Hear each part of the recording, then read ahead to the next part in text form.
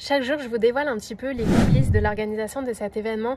J'essaie de vous partager un maximum mon enthousiasme, mon énergie face à ces interviews qui sont vraiment passionnantes, qui vont à la fois beaucoup vous apporter, mais on va pas se mentir, qui m'apportent aussi énormément parce que c'est riche de pouvoir échanger avec des entrepreneurs qui sont plus avancés que nous, qui sont experts dans leur domaine, que ce soit en termes de stratégie, de mindset, etc. Donc c'est super fun. Mais ce que je vous montre beaucoup moins, c'est les côtés, pour le coup, moins fun, beaucoup plus inconfortables. Et je peux vous assurer qu'il y en a beaucoup. Alors on le dit pas forcément et je sais pas en fait si je suis censée le dire et pourtant je vais vous le partager. Évidemment que j'ai beaucoup de peur. Par exemple, j'ai la peur de ne pas atteindre le nombre d'inscrits que je me suis fixé. C'est quelque chose qui me fait extrêmement peur. J'ai des choses qui me font procrastiner, par exemple mon tunnel de vente par rapport à mes séquences mail, des choses comme ça. Et puis au-delà de ça, il y a aussi tous les complexes, des sorties de zone de confort qui sont extrêmement inconfortables pour moi, que j'ai essayé de cacher, mais aujourd'hui j'ai envie de vous en parler aussi parce que je sais que ça peut parler à certains. Par exemple, donc vous le savez, j'ai été journaliste par le passé, donc des interviews, je sais les mener et j'aime ça. Et pourtant, dans mon expérience passée, si vous voulez, on ne me voyait pas à l'écran et on ne m'entendait pas parce que les questions étaient coupées. Aujourd'hui, dans le modèle que j'ai choisi sur le sommet virtuel, on me voit et on entend ma voix. Et ça, c'est extrêmement difficile pour moi. Tout simplement parce que j'ai des complexes quant à ma façon de parler, parce que j'ai des tics de langage. Je fais beaucoup de que je fais beaucoup moins parce que depuis quelques mois, j'essaye de vraiment travailler dessus.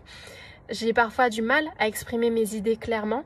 Je bafouille beaucoup, etc. Donc, c'est des choses qui me complexent énormément.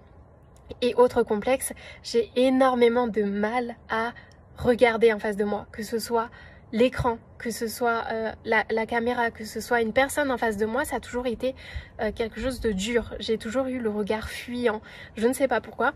Et sauf que là, en préenregistrant les interviews, c'est extrêmement dur de voir tous ces complexes que j'ai remarqués, que je note, que j'essaye de corriger. Et en fait, c'est encore plus dur parce que vu que j'essaye de travailler sur mon élocution pendant les interviews, parfois ça m'oblige à être beaucoup plus dans la réflexion, peut-être beaucoup moins ancrée dans le moment présent avec la personne. Et donc j'ai encore plus le regard fuyant. Et parfois quand je travaille sur l'un, l'autre est d'autant plus accentué. Et du coup c'est très dur pour moi après d'analyser ces vidéos, de les revoir, etc.